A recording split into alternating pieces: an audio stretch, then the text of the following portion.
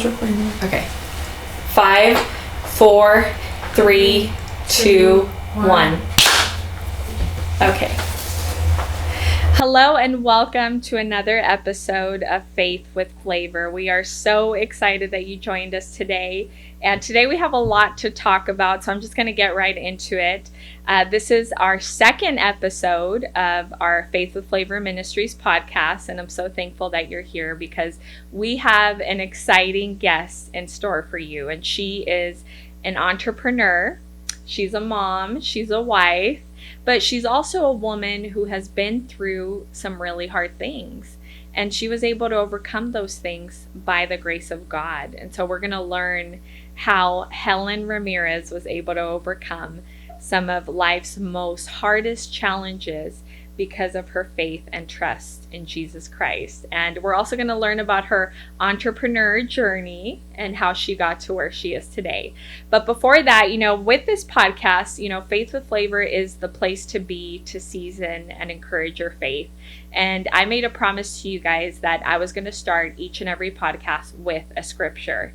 And so today, since we're talking about finances and we're talking about how to be financially savvy, I thought that this scripture was very timely. And it's found in Proverbs 31:16.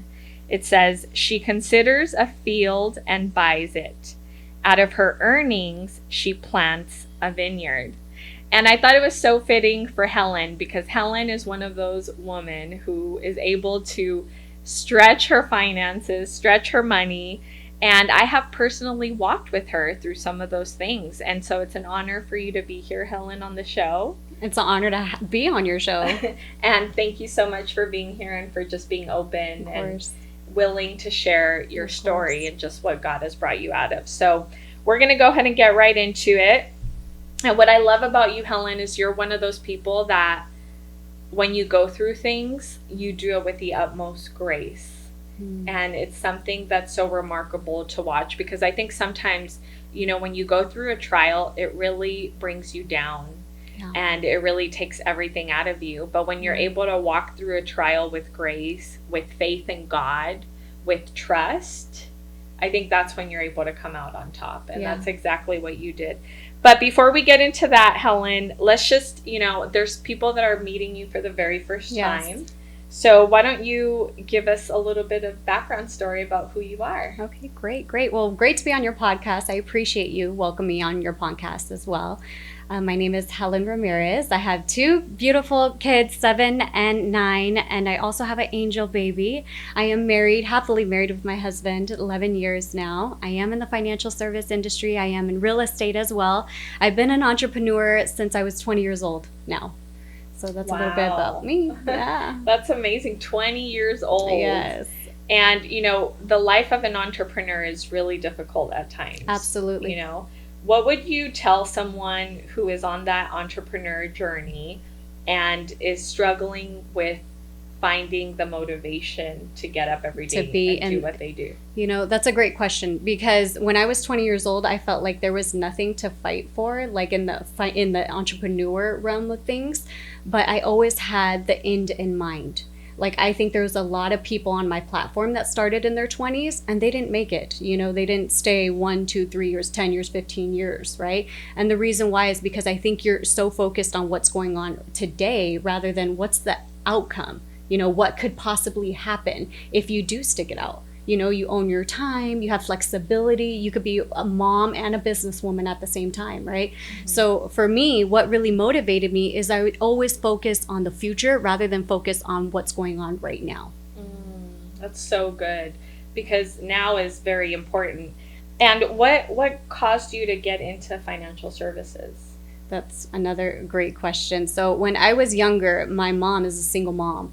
And she's always focused, or I would say struggled, in every aspect financially, right? We lived a scarcity life with a single mom, me and my brother. But the reason why I got in financial services is because I didn't want to be that person. I didn't want to be scarcity all the time or worried about money or money doesn't grow on trees or, you've heard these things as a child and you feel like, I don't want to live that life. Like, why are we living this life? We only get one life. Like, why are we living it in scarcity? Why not an abundant life? And that's why I got started in the financial service industries, because I want to master money. That is amazing. And I love that, because we serve a God of abundance, right? Yes. And he is full of abundance. He owns everything in this world. Yes. And he has a lot to offer his children. Now, he's not a genie either, right? We don't go to him just to ask him for what we want and boom, we have it. Right. It's a journey of faith. Yes. But I think you're on point with that statement about, like, we shouldn't be in a scarcity mentality, because that's not what we're called to do. Like, we serve an abundant God who is full of being able to give us and provide for us everything that we would need. Absolutely. You know?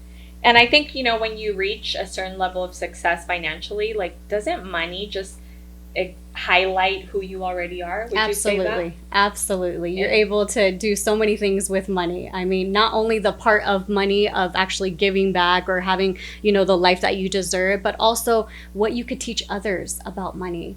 How you could help others with money. Most of my clients, they're not in their 20s or 30s, they're in their 40s and 50s. And unfortunately, they're not really good with money. That's one of the parts that they're not very good at, right? So I'm just blessed that I'm able to help that market as well with their finances. Yes. And there's a lot of people on a financial journey right now. Oh, yeah. And maybe there's somebody watching this podcast or listening to this podcast, and they are clueless to what they need to do. What is one thing that they could do right now to get on the right financial path? Yeah.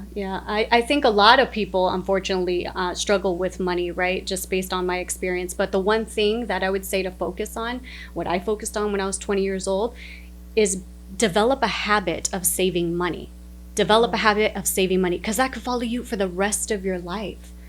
So whether right now, maybe you're not making, 6 figures, 7 figures, but maybe you're making 50,000, so develop a habit of saving 5-10% of your 50,000. And then when you make 100,000, you're going to have that habit already of, hey, I already saved when I was making 50,000. Imagine how much I could save when I'm making 100,000. So develop a habit of saving money.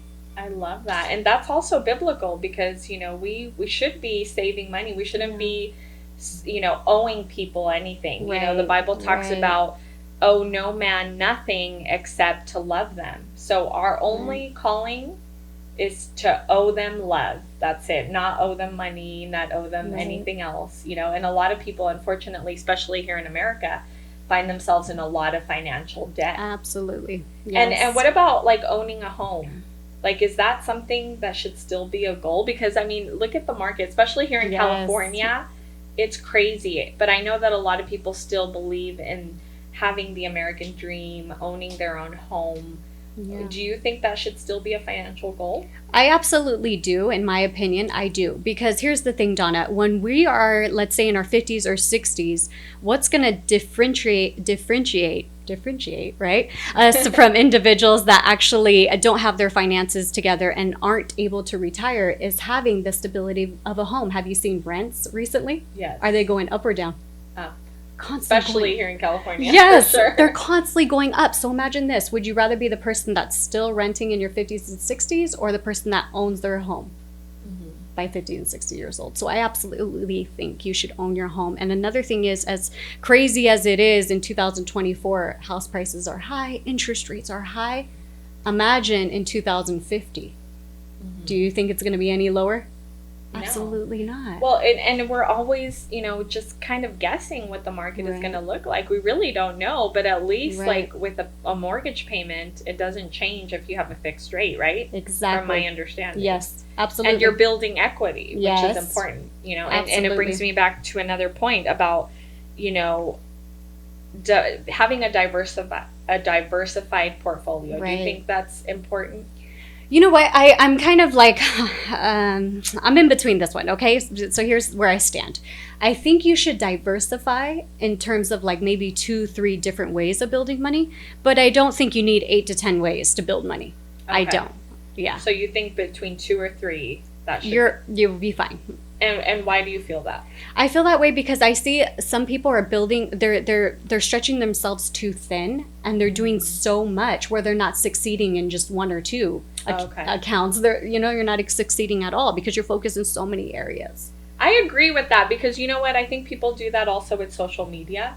Right. You know, a lot of times they see all these different social media platforms and they're like, oh, I just want to get on everything. I want to build my business in every area, which it's a good mentality to have. But at the same time, are you really going to be able to focus all of your energy into that one thing, you know, and or into all of these several different things instead of just focusing on the one that actually has the most value for your business or for the platform that you're trying to build, you know? Like for me, thankfully, YouTube has been an ongoing success for me, you know, just on my ministry journey. And I do focus a lot of attention on that. But now, of course, with the podcast, now I'm focusing on this.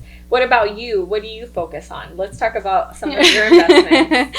So what I focus on is more real estate and anything related to life insurance investments. These are the two areas where I'm really focused in. And I would say my third focus would be in people, investing in people. That's good. Yeah, investing in people. And why do you think that's important? I think that's important because you're not only investing, I would say, money into them, but they're becoming a better person. And then they're reflecting other people's lives as better as well, with information, with knowledge. So not only are you benefiting that person, you're benefiting so many more people that you don't even know. Kind of like you. Yes, well, and I think it's biblical too, you know, because, you know, God, you know, Jesus modeled for us about serving others above yourself, you know, and so anytime that we serve others above ourselves, you know, you're reaping good things, right? You're sowing good things, and so you're going to reap a harvest at the end. So that's a really good point. Now let's talk about advice. What is the best advice that you would give someone who wants to reach financial freedom? What is the best advice I would tell somebody? I would tell somebody to take risk. You know, a lot of individuals don't think that we should be taking risk or we should live in our comfort zone. You know, not necessarily should we go outside of our comfort, you know, go to good school, go to college, get a good job, you know, marry the one that, you know, the Christian boy. I'm just kidding, right? But it's all, you know, kind of like cookie cutter. But I would say, why not take the risk? Why don't you put all chips in on yourself? Like, if I'm going to bank on anyone, it's not going to be a corporate job. It's going to be me, right? So I would say take the risk. I know a lot of people hearing this, they already know in their gut they should be taking a risk. Why haven't you? Just take the risk. Ooh, I like that. That's really good. And, you know, sometimes I think for me, just because financials and all that is not really taught in schools, I think I struggled with this concept of financial freedom and how to get there, you know. But for those of us who feel like it's a foreign language to invest, what would you recommend that they start with? Good question. Because I am licensed by the state, I'm not going to tell you a specific product, but I will tell you, like I stated before, the two things that I did focus on is more the real estate side and any type of life insurance side. And there's a lot of loopholes, Donna, that the ultra rich use that, like you said, we're not taught in school, let alone colleges, right? We're not taught those loopholes. So I would recommend a book. It's called The Retirement Miracle.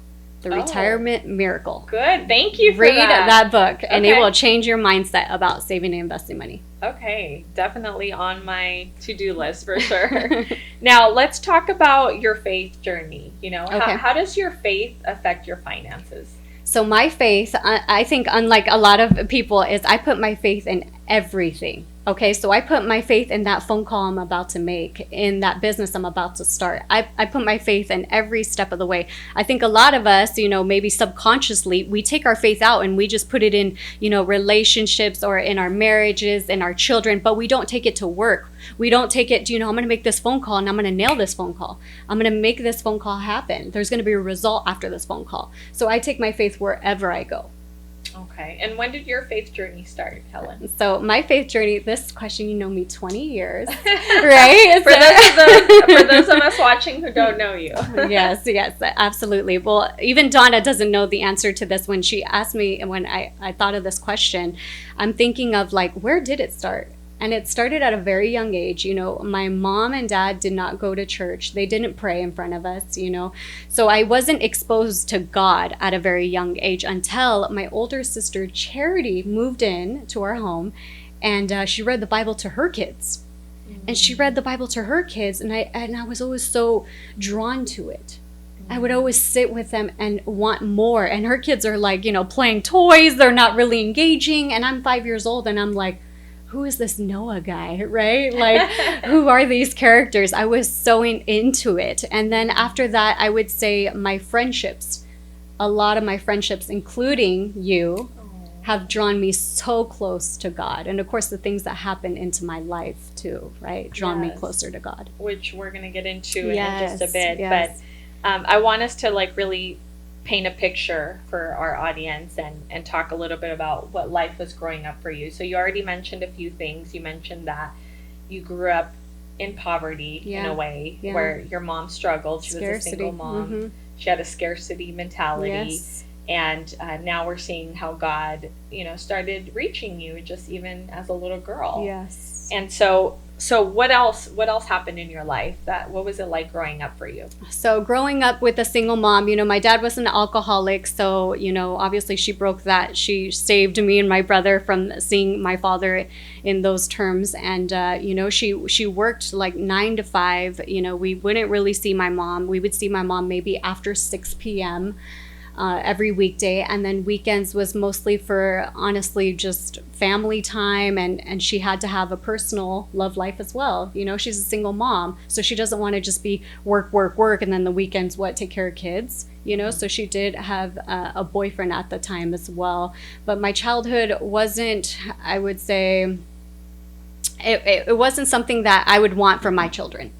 And me knowing that at a young age, you know, being like, I'm never going to raise kids like this. If this is raising kids, I'm not having kids, right? I wanted to be around Donna. I wanted to be around with my kids. I don't want someone else raising my kids. I don't want the elementary teacher raising my kids. I want to raise my kids, right? So that's why I think I was drawn towards entrepreneurship and in the financial service industry, because it did both. It helped me with my finances, and it helped me with the time. That's amazing. And how did that translate into your adulthood? Like, just knowing that you wanted to be a mom, and like how did those things pan out for you? I mean, they panned out very well, but in the beginning it was kind of scary, you know, so when I started entrepreneurship, you have to get a license, okay?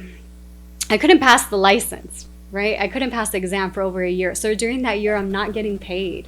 And I did, I would say, a foolish thing is I went full time into the industry, and I didn't have the license. You don't do that, right? Nowadays, because you're a risk taker, right? Yes, maybe too much, right? So I started in the industry, no license. I'm full time, you know, not making any money, but I just knew that people need these services. I knew that these services would benefit people in their lives, right? So I stuck through it. You know, my mom said, why don't you go get a 9 to 5 job? Everyone around me is not really supportive of the entrepreneur, but they're more supportive of, why don't you get a 9 to 5 job, right? Of course, nowadays, they're never going to tell you that. They're going to say, I told Helen she should be an entrepreneur, right? But anyways, yes, so during that time, it's very difficult. And sometimes when we're in that moment, it could break us. It could break us. And what kept me focused, I would say, is number 1, my faith, but number 2, association. The association. The people that you were around. Absolutely. But you also always knew that you wanted to be a mom. Yes, right? Always. So how did that happen for you? Which one? Being a mom. How did that happen? Well, I know we all know how it happened, right? But obviously, I love being a mom. I think it's my biggest purpose on earth is being a mom to my beautiful children. I love being a mom. I love it. And so your first daughter was born. Selena. Mm-hmm. Selena. And so tell us about that journey of motherhood, as you were a pretty young mom, weren't you? Yes. I was a very young mom. So in my early 20s, I did have a boyfriend before my husband, and I did get pregnant with that boyfriend. And during that time, you know, I'm just keeping my faith that this baby girl, she's going to make it, because so many times, Donna, the doctor said, why don't we just abort? Why don't we just abort this baby? This baby's not going to walk. This baby's not normal, has an extra chromosome. And my faith told me, I'm never going to abort this baby. and I kept this baby, right? She has a purpose. So I went through with it. I had preeclampsia. I had a preemie baby, 1.5 pounds. A beautiful baby, by the way. 1.5 pounds baby, right? So you can only imagine, right? But as soon as I saw my baby, Donna, I broke. I broke because it didn't look like a baby, right? Like when you're picturing a baby, you're thinking of this healthy 10-pound baby, right? But I broke when I first saw my Selena, and I was like, God, it's like, is this worth it? You know, what is she going to go through? Tubes in her nose, tubes in her mouth, hooked up to all kinds of machines, shots every day. Like, is this worth it? You know, and I would pray over her as well, right? But it was worth it. The ending is definitely, you know, I got time with my Selena, and I wouldn't trade it for anything. And I'm so glad that you mentioned that, because, you know, I think a lot of times we think about motherhood as being this beautiful thing. Right. And of course, there's a lot of beauty about motherhood, right? God intended it to be beautiful. But there's also a lot of tragic things that happen with motherhood, you know, and there's, you know, women who deal with postpartum depression, women who deal with the loss of their child. Right. So, and I know you know that very well. So tell us what happened. So you have this baby. Right. She was born with some defects. What happened with Selena? Okay, so Selena, we had her in the hospital. She is a preemie baby, so we had her in the NICU for 3 months, okay, until December of that year. We had Selena in August. So till December, she was in the NICU. I took her out of the NICU. I had her most time under my custody, but her dad obviously is her father in California. You have to be able to see your child, right? Mm-hmm. So he would get weekends with his daughter, which is fine. Well, one of these weekends, you know, he brought me Selena. He brought me Selena back, and then it was a Monday. It was a Monday, okay, and then I had her for the weekdays. I remember that day so clearly. It's May 2nd, okay, May 2nd. I put her to sleep, but it was not the normal Selena sleep. She takes a while to, you know, how babies are, fussy, you know, give her a bottle. But this time she knocked out. She went to sleep, and I'm like, like that gut feeling of, this is odd. I put her in her crib, and sure enough, something told me, I lived in a 2-story condo at that time, and I went downstairs. Something told me, check on her. 30 minutes later, Donna, she is white. She is no color. You know, I already know, my gut's telling me she's not okay, you know, and I start screaming, call 911. No one's in the house, right?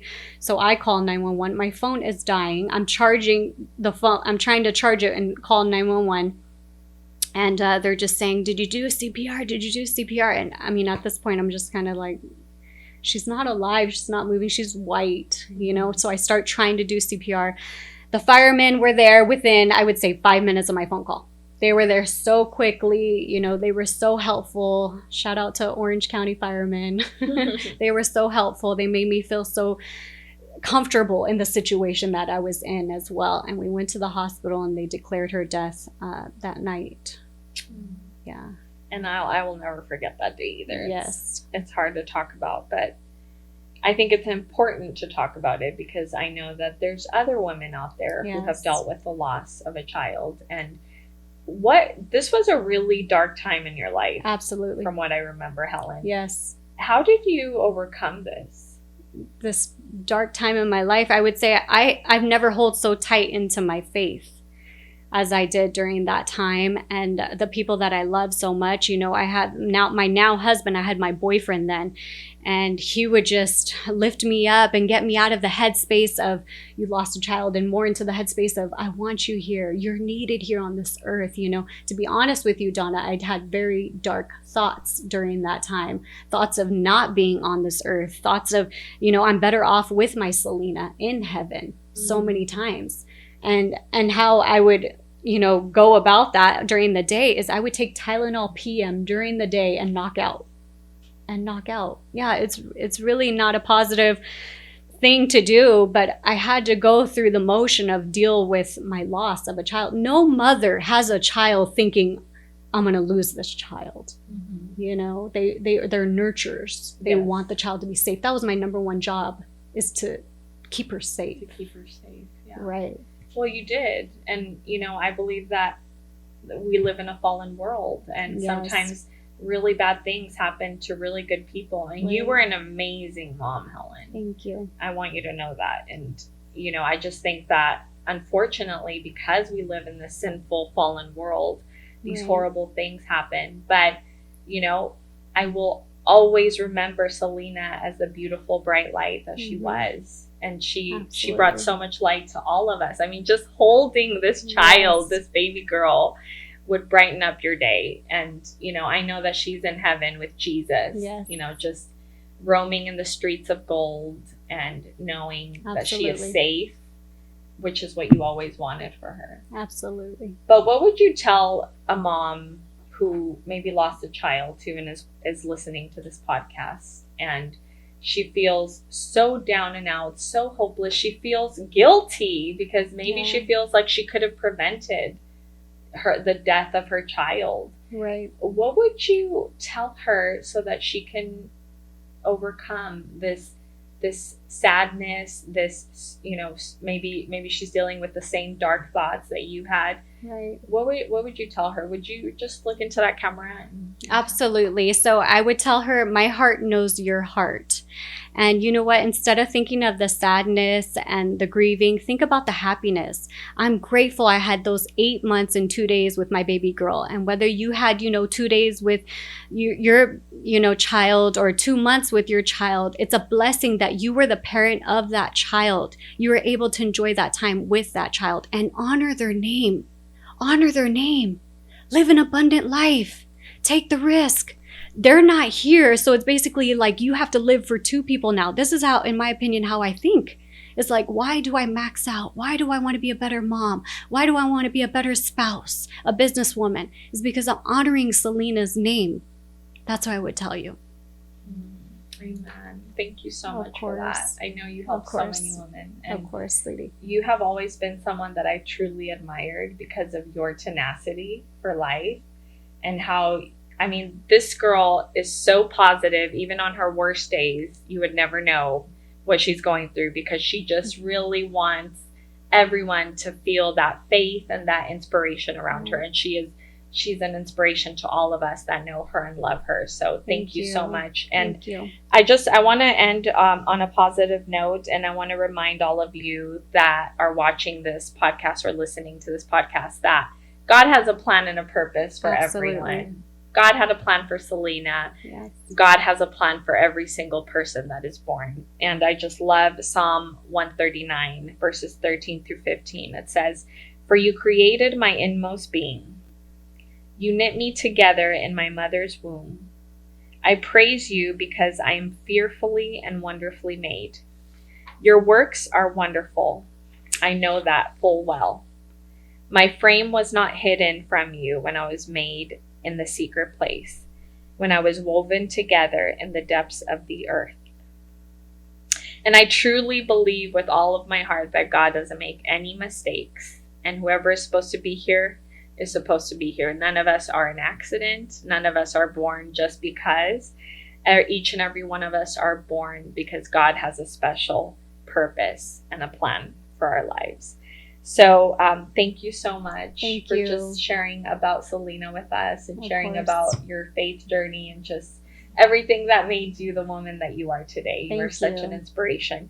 Any final thoughts or words that you'd like to share? Yes, I would like to acknowledge, you doing this and helping so many people as well. And I just appreciate your friendship over the years, Donna. You've been a great faith in my life. You know that. I can get so emotional talking about this girl in my faith. When I lost my daughter is the darkest times. And I remember you praying over me and coming to the hospital and being next to me. So thank you for your friendship.